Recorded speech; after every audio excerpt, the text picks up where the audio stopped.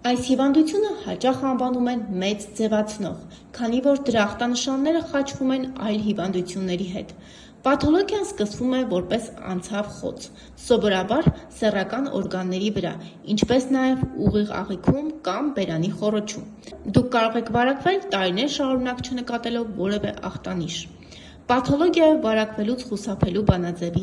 իսկ վարակվելու դեպքում վաղ փուլում հայտնաբերելու մասին բժշկի մոտ զրուցել ենք Իզմիլյան բժշկական կենտրոնի մաշկասեռավարակաբան Սամվել Գևորգյանի հետ։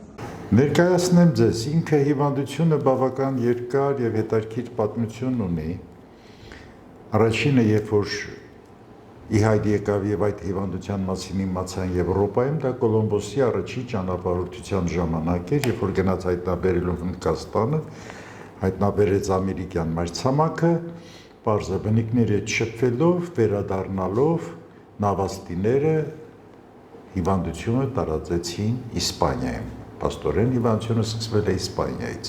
որից հետո սկսեց ֆրանսո-իսպանական պատերազմը, դե ինչպես հասկանում եք պատերազմներ,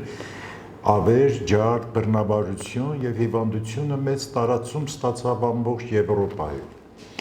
Անգամ առաջացավ ոչ թե էպիդեմիա, սիֆիլիսի պանդեմիա, երբ որ ընդգրկեց ամբողջ հին մայրցամաքը։ Մարդիկ նկատեցին, որ տարօրինակ ինչ-որ բաներ է կատարվում, ինչ-որ մազաթափություն, ռնգախոսություն, որոշակի դեֆեկտների առաջացում, եւ հասկացան, որ գոյություն ունի կա ինչ-որ մի նոր հիվանդություն, որը կարող է ախտարել ամբողջ մարդու ներքին օրգան սիստեմները։ Եվ այսպես առաջացավ այդ հիվանդության մեկ տեսությունը, երբ որ Կոլումբոսը բերեց իր հետ Ամերիկայից նշված հիվանդությունը։ Մյուս տարբերակը պեղումների ժամանակ հայտնաբերվեցին ոսկրային հյուսվածքներ, որոնց վրա կային սիֆիլիսի թողած հետքերը, գումոս կայքայման հետքերը ոսկրի վրա։ Փաստորեն ըստ երևույթին սիֆիլիսը եղել է ավելի հին, մոտ 2-3 հազար տարեկան, ուղղակի չի ախտորոշվել եւ նման տարածում չի ստացել, դրա համար չի ախտորոշվել։ Եվ վերջապես ինչից սարքեց եւ ինչու անունը դրվեց սիֆիլիս։ Ըստ ավանդության Սֆրակաստրոյի իտալական վերածննդի պոետներից համանուն պոետի վրա գրված համանուն պոեմի վրա նկարագրում էր այն մասին, որ կար Սիֆիլոս անունով հովիվ, որը ունեցել էր սեռական կապ կենդանիների հետ, որից ստացել էր հենց այդ ախտը։ Եվ հենց հովիվի անունով, Սիֆիլոսի անունով հիվանդությունը ինքը կոչվեց սիֆիլիս։ Հիվանդությունը ինքը համարվում է վարակիչ, հատկապես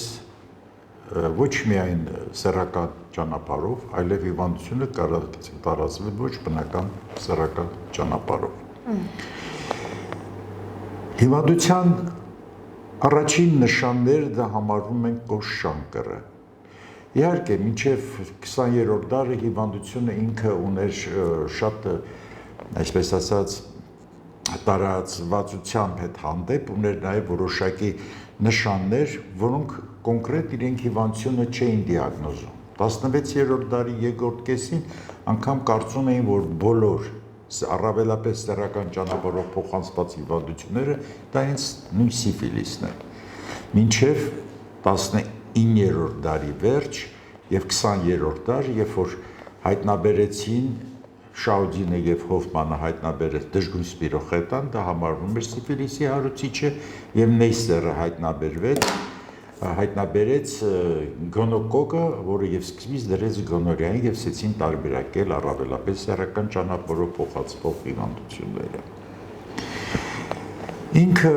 սիֆիլիսը այնպես չի, որ ինքը մենակ իրենով էլի, սիֆիլիսը զարգ տվեց որոշակի իհարկե արդյունաբերության կամ ասենք որոշակի մոդաների հետ կապված պահերին, ես ասեմ դաժե ինքներդ կարող եք զարմանալ, ինքը զարգ տվեց շատ մեծ ձևով, որը հետագայում տարածվեց եւ ազնվականության մեջ եւ ընդհանրապես որոշ դասերի մոտ պարիկների, կեղծանների արտադրությունը։ Քանի որ սիֆիլիսի դեպքում առաջանում էր որոշակի մազաթափություն, որը բնական էր, որը երևացող էր, տվյալ ժամանակներում ընդունված էր եւ բալերը եւ դիմակահանդեսները եւ նկատում էին մարդիկ, որ կա ճաղատություն, բայց եւ արդեն խոսում էին, որ հնարավոր է որ նա հիվանդ է սիֆիլիսով եւ այդ պարիկները արտադրության եւ զարգացման հետեւք մտավ որոշակի կենցաղ պարիկների արտադրությունը։ Երկրորդը մեծ զարգ տվեց սիֆիլիսը իհարկե պարֆումերիայի արտադրությանը, նույնպես զարմանալի է, բայց քանի որ առաջացող հակառակապես եղօթային սիֆիլիսի ընթացքում առաջացող վերքերը որոշակի քայքայման փուլում առաջացնում էին ծանր հոտեր, դեպալի ընթացքում բարելով եւ այլև այլ այդ հոտերը դուրսի քողարկեին այդ հոտերը օգտագործում էին սուր օծանելիքներ, այսինքն զարգ տվեց օծանելիքի արտադրությանը։ Չզարմանաք, բայց առաջի պլաստիկ վիրաբուժության հետ կապված, դա հենց հատկապես քթի գումոզ քայքայման հետևանքով առաջացած պլաստիկ վիրաբուժություններ, որոնք մարդիկ ցանկանում էին որոշակի ձևով վերականգնել, որպեսզի չդառնային, ասենք, հասարակության համար ոչ պիտանի կամ արհամարելի։ Իհարկե հարուստները դա կարողանում էին կատարել, կտորը վերցնելով մաշկից, կպած, ամրացնելով, իհարկե այդ որոշակի ժամանակահատվածը իրանք իրենց թևը ծալված վիճակում 2-3 ամիսում մինչև մաշկը շերտազատում էր, կտրելով դեֆեկտը վերացնում էին։ Իսկ ասենք աղքատ մարդիկ ով չունեին այդ հնարավորությունները, ֆինանսական կարող էին կավից պատրաստել քթի նման արծաթից, կային որ ոսկուց էին պատրաստում եւ ծածկում էին քթի իրենց նման դեֆեկտները։ Բժիշկ, առհասարակ պաթոլոգիայի մասին, երբ կարդում ենք գրականություն, շատ հաճախ հանդիպում ենք, որ պաթոլոգիան առաջին էտապում հիմնականում անախտանիշ է ձևավորվում եւ անգամ կարող է տարիներ շարունակ լինել մարդու օրգանիզմում, բայց անախտանիշ է։ Ես բացատրեմ, ինքը սիֆիլիսը որոշակի շրջաններում տարածվում, ինքը դա շատ կարևոր է իհարկե բուժման, դեղորայքի դոզավորման տեսակետից։ Ինքը սիֆիլիսը դա կարող է լինել եւ տարածել եւ սեռական եւ արտասեռական ճանապարհով։ Ասեմ ավելին, յուրաքանչյուր սեռական ակտ ինքը հանդիսանում է միկրոտրավմա։ Այսինքն հարուցիչը պետք է տրավմայի անցկերով, այդ փոքրիկ անցկերով աչքի համար որ տեսանելի, թափանցում է օրգանիզմ եւ առաջացնում է իհարկե այդ հիվանդությունը։ Ունի գաղտնի շրջան։ 21 օր դա իրեն համարվում է գաղտնի շրջանը, որ ընթացքում հիվանդը ոչինչ չի զգում, հիվանդը ոչինչ չի պատկերացնում անգամ, թե ինչ է կատարվում իրեն հետ։ 21 օրից հետո առաջանում է սիֆիլիսի առաջնային օջախը կամ առաջնակի էֆեկտը, որը դա կոչվում է կարծես շանկր, որը տեղակայվում է անմիջապես այն վայրերում, որտեղ է ունեցել իհարկե կոնտակտը։ Սեռական օրգաններին, բերանի խոռոչում, հետանցքի շրջանում ամենտեղ էլ կարող է հանդիպել կոշտ շանկրը։ Կանանց մոտ արգանդի վզիկի վրա, հեշտոցի ներսում, բոլոր տեղերը կարող է լինել։ Հարցը նա է, որ ուղղակի կանանց մոտ իրենց բախտը չի վերում այնքանով, որ հիմնականում կարծես շանկրը տեղակայվում է իհարկե ներսում, հեշտոցի ներսում, եւ իրենք հիմնականում առաջնային շրջանը կանայք բաց են թողնում։ Իսկ տղամարդիկ հենց առաջնային շրջանը այս կոշտ շանկրի արտանության դեպքում մեծամասամբ իհարկե դիմում են համապատասխան մասնագետին, որտեղ նշանակվում է բուժումը։ Կոշտ շանկրերից ներկայացնում է տարատեսակ կարող է լինել իհարկե, բայց հիմնականում իրաց ներկայացնում է սահմանափակ կոշտ եզրերով, էրոզիվ կամ խոցային խոր կամ մակերեսային մակերեսներ, իհարկե նայած ինձերն է, կրկնում եմ անմիջապես կոնտակտի տեղում առաջացող օջախ, որը իրենից անցավ է, չի ցավում, կարող է կոնտակտից անմիջապես հետո է առաջանում, թե որոշակի ժամանակաշրջան։ Ես նշեցի, որ ինքը 21 օր գաղտնի, այսինքն ունեցավ կոնտակտով սիֆիլիսով հիվանդը ունեցավ կոնտակտ, 21 օրից հետո առաջանում է առաջնակի օջախը, դա որը կոչվում է կոշտ շանկր, որը կրկնում է տեղակայումից անմիջապես կոնտակտի տեղում։ Շատ լավ, բժիշկ, իսկ այդ 21 օրվա ընթացքում կան որոշակի թաքնված ախտանշաններ, բացարձակ ոչ մի նշան, հիվանդը իրեն զգում է լրիվ առողջ, անգամ հետագայով ավելի բարդացած, երբ որ արդեն կանցնում է երկրորդային շրջանը, նա բացարձակապես տենց առանձնապես կարող է ունենալ որոշակի թուլություն, հոգնածություն, բայց ավելի ուշ առաջնային այդ շրջանում բացարձակապես ինքը ոչ մի օբյեկտիվ գանգատներ չի նշանակում, միայն նկատվում է առաջացող կոշտ շանկրը, որտեղ սպիրոխետան թափանցելով օջախով այդ թափանցելով օրգանիզմ նաև առաջացնում է շրջակա լիմֆատիկ գեղձերի բորբոքում, այսինքն առաջնային կոչվում է շրջանը առաջնային սերո նեգատիվ սիֆիլիս, որը դեպքում մենք ունենում ենք կոշտ շանկր եւ շրջակա լիմֆատիկ գեղձերի այտուցվածություն։ Բուժում են որոշակի կամ ուշադրությունը չեն հացնում անգամ եթե չդարձնել ինքն ինքնըստինքյաններ է ծծվում։ Կանանց մոտ գինեկոլոգները կարող են բուժել, որը էրոզիվ հեշտոցաբոր, էրոզիվ մակերեսներով, տղամարդկանց մոտ ուղղակի ներկայությունը կոշտ շանկրն է։ Հետագայում թափանցելով այրան մեջ սպիրոխետան տարածվում է եւ ախտահարում է ամբողջ ռեգիոնալ եւ լիմֆատիկ գեղձերը մնացած, առաջացնելով հակամարմիններ, որոնք արդեն բնորոշում են այրան մեջ, այսպես ասած, սերոլոգիական ռեակցիաների դրական տեղափոխմամբ։ Մենք ունենում ենք, այսինքն երկրորդային առաջնային սերոպոզիտիվ սիֆիլիս ժամանակ ունենում ենք կոշտ շանկր եւ ունենում ենք իհարկե դրական սերոլոգիական ռեակցիաներ։ Դա կոչվում է արդեն առաջնային սերոպոզիտիվ սիֆիլիս։ Որից հետո որոշ ժամանակահատված կրկին դե կան անուշադիր մարդիկ կամ հատկապես կանանց մոտ, որոնք իրենք չեն էլ պատկերացնում ինչ հիվանդություն են ձեռք բերել, հիվանդությունը բոլոր այդ նշանները ինքնուրույններ են ծծվում, թողնելով միայն ռեգիոնալ լիմֆատիկ հանգույցների մեծացումը։ Հիվանդները ակտիվ են, զբաղված են իրենց համար, եւ այդ գաղտնի շրջանը տևում է մոտավորապես 3-ից 4 ամիս, որից հետո սուր ձևով սկսվում է երկրորդային թարմ սիֆիլիսը, որի մեջ կարող են բազմաձև բոլոր այն նշանները, որոնք մենք ունենում ենք մաշկային հիվանդությունների ժամանակ, եւ պապուլյոզ, եւ էրոզիվ, եւ թարախաբեշտային բոլոր տեսակի այն ցանավորումները, որոնք կարող են հանդիպել մաշկային հիվանդությունների ժամանակ, բոլոր այդ նշանները կարող ենք մենք հանդիպել սիֆիլիսի երկրորդային թարմ սիֆիլիսի դեպքում, որը համարվում է ամենաբուռն, ամենավառ, որը հիմնականում հենց այդ process-ի ժամանակ մենք կարողանում ենք հայտնաբերել սիֆիլիսով հիվանդների։ Ասեմ ավելին, ոչինչ անգամ չանելով, ոչ մի բուժական միջոց չձեռնարկելով, ինքը հիվանդության նշանները ինքնուրույն անցնում են, կարծես ոչինչ չի եղել։ Կարող է մնալ միայն ընդհանուր թուլություն, կարող է մնալ գլխացավ, գլխապտույտ, եւ կարող է տևել այս շրջանը, կարող է տևել տարիներ։ Ժամանակ առ ժամանակ իհարկե սրանալով, որոշակի ցանային էլեմենտներ առաջանալով մաշկային ծածկույթի, ափերի, ներբանների շրջանում, նորից ինքնուրույն բայց այդ ընթացքում արդեն ինքը վարակիչ է։ Կատարում է իր սև գործը, վարակիչը այն դեպքում, երբ որ կան, իհարկե, եթե մենք ենք ձեռքերի ափերի շրջանում կամ ոտքերի, որտեղից էլ ոտքեր ենք, որտեղ ունի ինքը սիֆիլիտիկ պապուլաներ, մենք հայտնաբերենք սպիրոխետան դժգույն։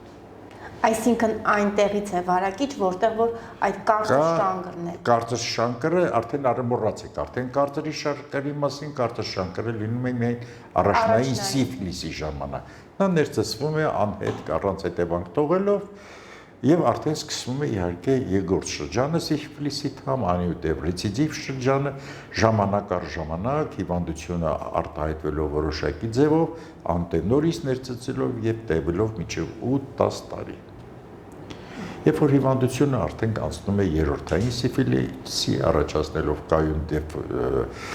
դեֆորմացիաներ, ասենք, կարող է առաջացնել որոշակի դեֆեկտներ եւ իհարկե առաջացնում է սիֆիլիսի երրորդային շրջանը, փառք Աստծո, մենք առ այսօր վերջերս մենք չենք ունենում սիֆիլիսի երրորդային շրջան, ժամանակին կապված վաղ դիագնոստիկ տեստերի հետ հիվանդ ընդունվում է հիվանդանոց որոշակի այլ պրոցեդուրայի կապակցությամբ, կատարելով որոշակի սերոլոգիական հետազոտություններ, մենք հայտնաբերում ենք արյան դրական սերոլոգիական ռեակցիաներ եւ հիվանդի մոտ ախտորոշելով սիֆիլիս նշանակում է համապատասխան բուժում։ Իսկ ժառանգական նախատրամադրվածություն։ Ժառանգական նախատրամադրվածություն չունի մենք ուշ սիֆիլիսի ժամանակ, դա կոչվում է ժառանգական սիֆիլիս, երբ որ հիվանդը տեղյակ չլինելով ունենում է երեխաներ, որոնք իրենց մոտև կա դա երկու ձև, այսինքն պտուղը կարող է վարակվել եւ ներարգանդային կյանքում Եվ կարող է մայրը լինել առողջ երեխա ծննդաբերել եւ հիվանդանալ հետո սիֆիլիսով եւ գերակրման միջոցով, կրծքի կաթի միջոցով կարող է նորից բարակել եւ երեխան կարող է արդեն նորից հիվանդանալ սիֆիլիսով։ Իհարկե բնածին սիֆիլիսները, այս սիֆիլիսը, որոնք ասենք ներարգանդային կյանքում են վարակվում երեխաները, դրանք ծնվում են անհաս, թույլ, հաճախ մահանում են։ Իսկ այն երեխաները, որոնք կարող են ծնվել, ասենք, հիվանդ առողջ մորից հետագայում վարակված սիֆիլիսով, ստանում են համապատասխան բուժում եւ դառնում են լիարժեք երեխաներ։ Իհարկե այդպես է։ Բժիշկ, ախտորոշեցինք տվյալ վարակը։ Ինչ է ենթադրում ախտորոշումից հետո, այսինքն ինչ բուժման ընթացք է ենթադրում ախտորոշումից հետո արդեն իսկ ախտորոշված վարակի բուժումը։ Միանշանակ բուժվում են բոլոր կոնտակտները նախ, անգամ այն դեպքերում, երբ որ հիվանդի հետ ունեցած կոնտակտավորների մոտ չի հայտնաբերվում սիֆիլիս, դա ոչ մի կապ չունի։ Բոլորը պետք է բուժվեն։ Նա բուժում է որպես պրոֆիլակտիկ բուժում, դա բուժում է որպես սիֆիլիսի հիվանդության նկատմամբ համապատասխան բուժում։ Միանշանակ հիմնականում այսօր դա այն վիճակը չի, երբ որ ժամանակին ասենք բուժում են սնդիկի պրեպարատներով, սնդիկով, ծանր մետաղների աղերով, Պարկասո հիմա ունենք անտիբիոտիկների լայն ցանց, որոնք որոնցից ստանում ենք համապատասխան բուժումից եւ դոզավորումից հետո մենք ստանում ենք առողջ ազնվորություն։ Համարում ենք սիֆիլիսը բուժված։ Քանի որ մեր հաղորդման նպատակը, որպեսզի կարողանանք կանխարգելել, շրջանցել, այսպես ասած, վարակվելու տարբերակը, խնդրում եմ որպես մասնագետ ձեր խորհուրդը մեր հետևորդներին, ձեր պացիենտներին։ Ամենառաջինը խուսափել պատահական, սեռական կապերից, ամենառաջի հերթին չլինելու դեպքում անպայման օգտագործել պահպանակներ։ Որ մաս թվում է, թե ասենք նորմալ կամ օրալ կոնտակտը ավելի քիչ վարակիչ է, դա այդպես չի։ Մենք ունենք եւ կոշշանկր գտնվում է բերանի խոռոչում, եւ ունենք կոշշանկր գտնվում է, ասենք, հետազգի շրջանում, ձեռքերի ափերի շրջանում, անգամ ձեռքերի սեռական խաղերի ընթացքում էլ մենք կարող ենք ունենալ, հատկապես մատերի շրջանում մենք կարող ենք ունենալ կոշշանկր։ Հիմնականում աշխատել սեռապատական սեռական կապերից եւ օգտագործել իհարկե պահպանակներ։ Դա առաջին հիմնական պայմանն է։ Եվ հետևանքները, եթե չբուժենք, ինչ հետևանքներով է հղի բարակը։ Հիվանդության նենգությունը, ես դա միշտ ասում եմ, իրեն նենգությունը կայանանում, որ չի երևում, ասենք, մյուս հիվանդությունների նման ծանրանալու, ընդհակառակը։ Հիվանդությունը դանդաղորեն, բայց աստիճանաբար քայքայում է ամբողջ օրգան սիստեմ, չկա նման օրգան սիստեմ, որտեղ սիֆիլիսը չի ախտարում։ Եվ այնպես չի, եթե դուք արդեն ունեք որոշակի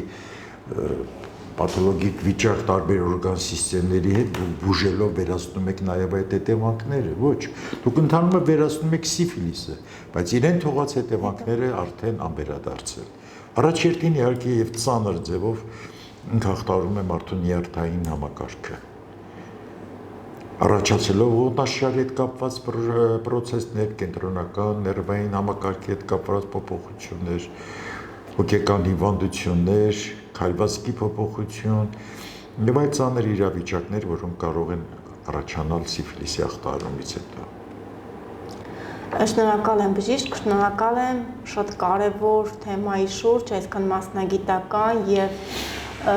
մանրամասն զրույցի համար։ Իհարկե շատ ամենակարևորը հետևել մարդը, հետևի իրեն առողջությանը, հետևող լինի իրեն հանդեպ, իրեն նկատմամբ տեղի ունեցող յուրաքանչյուր փոփոխությանը։